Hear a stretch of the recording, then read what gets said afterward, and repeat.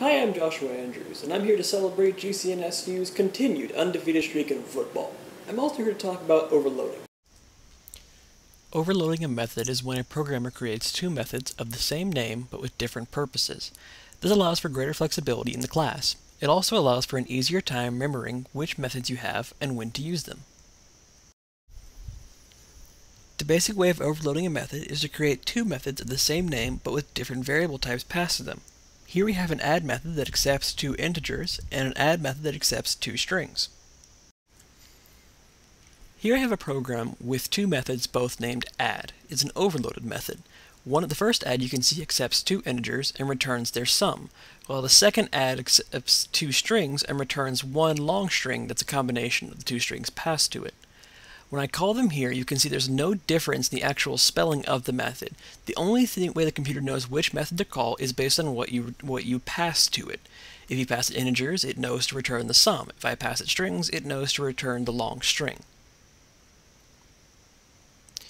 And you can see that it has worked properly.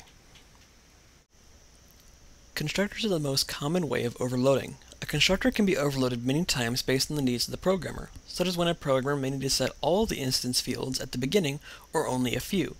The method for overloading a constructor is the same as overloading any method. Declare more than one constructor and make sure that each constructor accepts a different set of data types. Here I've created a class for holding a very basic ID. It has two instance variables. One is a string for holding the name, and one is an integer for holding the ID number.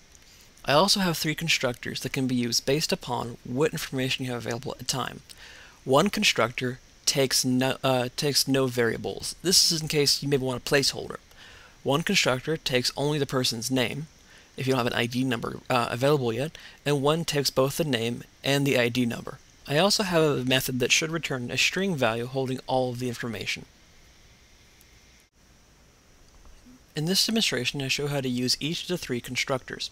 First, I create a person ID object and pass it no data, so it uses the first constructor, not setting information for either of the instance variables. In the second one, I pass it a name retrieved from the keyboard, and so it creates an ID with a name but no ID number. And in the third instance, I pass it both a name and an ID number, which creates an ID with both the name and ID number set.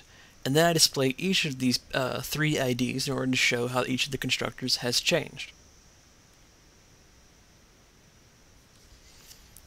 Going to name the person number 2 Abe, because person number 1 never got a name. And we'll name person number 3 Frank. I'm going to give him the ID number of 5. And so you see here, the program displays that I have gotten that person 1 has no name or ID, person 2 does have a name but no ID, and person 3 has a name and an ID. Overloading allows for a number of ways to perform the same operation. This is most often used for constructors to allow more control over the initiation of an object. Overloading allows a programmer to accomplish the same idea of a task even when faced with different types of input. So remember that overloading is about flexibility.